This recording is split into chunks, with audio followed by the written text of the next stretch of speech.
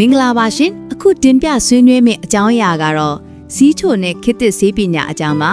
ဒီနေ့ခေတ်ဆေးပညာနဲ့စီးချိုယောဂကိုဘယ်လိုကုသတယ်လဲဆိုတာဆွေးနွေးတင်ပြထားပါတယ်ဒီနေ့လေ့လာစူးစမ်းမဲ့အကြောင်းအရာကတော့တော်တော်လေးကိုစိတ်ဝင်စားစရာကောင်းတယ်နော်ဟုတ်လေစီးချိုယောဂအကြောင်းပါ type 1တို့ type 2တို့ကိုဝင်ဆောင်စီးချိုတို့အကုန်ပါမယ်နောက်ပြီးတေဆုံးမှုအန်တီရဲ့ကိုချောချပေးနိုင်တဲ့နောက်ဆုံးပေါ်ဆေးအသစ်တီအကြောင်းရဲ့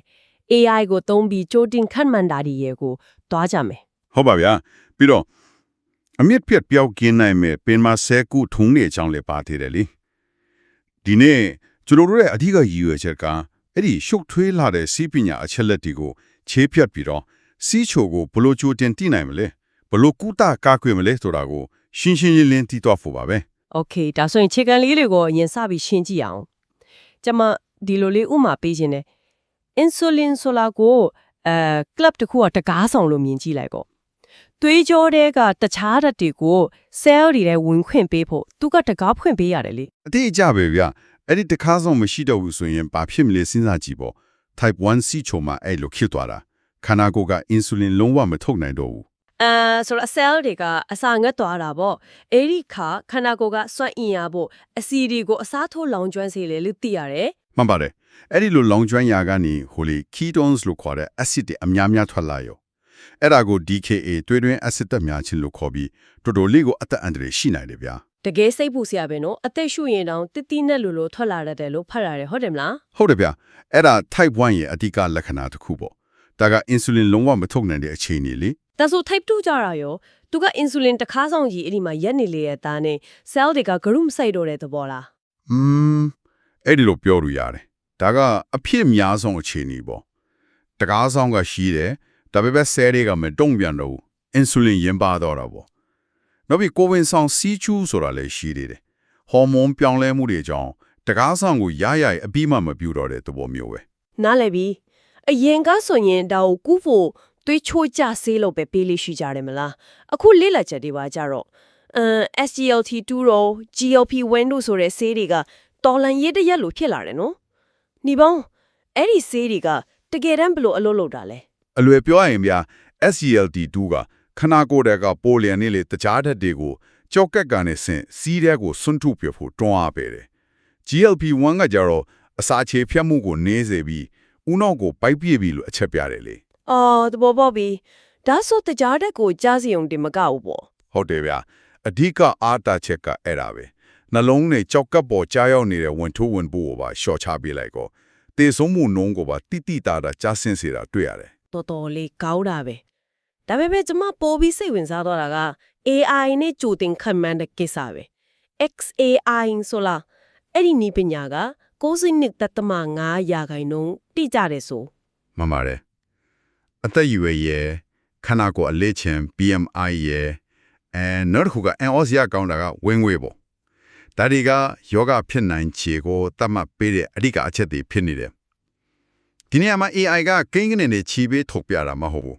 သူ့ရဲ့တွက်ချက်မှုအဆင့်ဆင့်ကိုပါရှင်းပြနိုင်တဲ့နည်းပညာကိုသုံးတာလားခဏလေးကိုလေးချိန်ကို9ရာခိုင်နှုန်း short ချတာတို့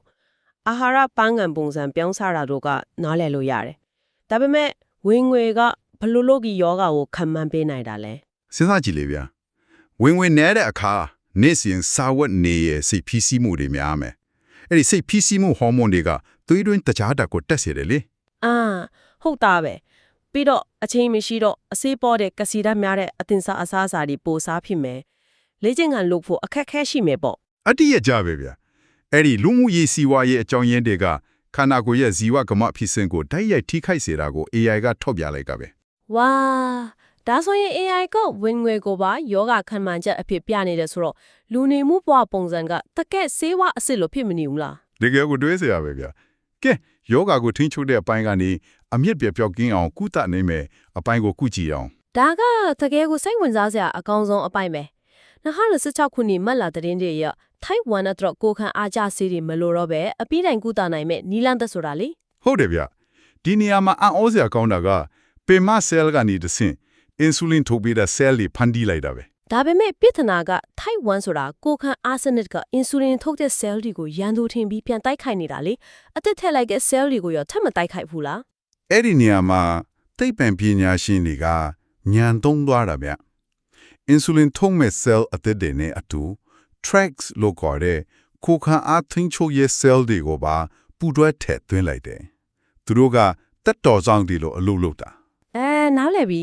ဆိုလိုတာကကိုခန်းအားစနစ်ကလာတိုက်ခိုက်ရင်အဲ့ဒီတက်တော်ဆောင်တွေကနင်ရောသူတို့ကငါလူတွေပဲဆိုပြီးကောက်ွယ်ပေးလိုက်တဲ့သဘောပေါ့ အတိအကျပဲဗျ။အဲ့ဒီတော့ cell တွေက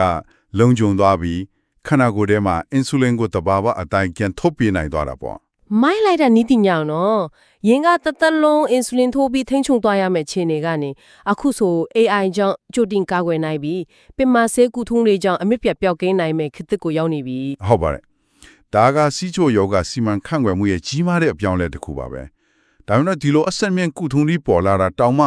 အစောကပြောခဲ့တဲ့ဝင်ငွေကိစ္စလိုအခြေခံလူမှုပြဿနာတွေကိုတော့မျက်ကွယ်ပြုတ်ထားလို့မရသေးဘူးဗျာ။ မှန်တယ်စဉ်းစားရတခုထန်ခဲ့ချင်တာကအကယ်၍နီးပညာကလူတယောက်ရဲ့ဝင်ငွေနဲ့နေ့စဉ်ရုန်းကန်ရမှုတွေကိုကြည်ယုံနဲ့ယောဂဖြစ်နိုင်ကြကိုကြိုသိနေတယ်ဆိုရင်အနာဂတ်ကျမိုက်ဆောင်ရှောက်မှုရဲ့အတီးကစစ်တလင်းကစီးယုံစိတ်ခန်းနေမှာမဟုတ်တော့ဘူးလို့ထင်လားဆိုလိုတာကလူအဖွဲ့အစည်းရဲ့စီးပွားရေးနဲ့နေ့စဉ်လူနေမှုစနစ်တွေပေါ်မှာအလုံးစုံမူတည်နေပြီလားဆိုတဲ့သဘောပေါ့ဟုတ်တယ်ခန္ဓာကိုယ်တွင်းကတကားဆောင်တွေကိုစေပညာနဲ့အသက်တွင်းနိုင်ပြီဆိုပေမဲ့လူအဖွဲ့အစည်းတစ်ခုလုံးကျမ်းမာဖို့ဆိုတဲ့အပြင်ဘက်ကတကားကြီးကိုရောဘလူပြုပြင်တိဆောက်ကြမလားဆိုတာဟာကျမတို့အားလုံးဆက်ပြီးတွေးတော့ရှာဖို့ရမယ့်အရာတစ်ခုဖြစ်နေပါပြီအခုတင်ပြဆွေးနွေးသွားတဲ့စီးချိုယောဂကိုခေတ်သစ်စေပညာနဲ့ကုသပုံအကြောင်းဆွေးနွေးချက်ကလူကြီးမင်းတို့အတလိုက်ဘဟုတုတရစီမယ်လို့မျှော်လင့်ပါတယ်ကြည့်ရှုနားဆင်ပေးတဲ့အတွက်ကျေးဇူးတင်ပါတယ်ရှင်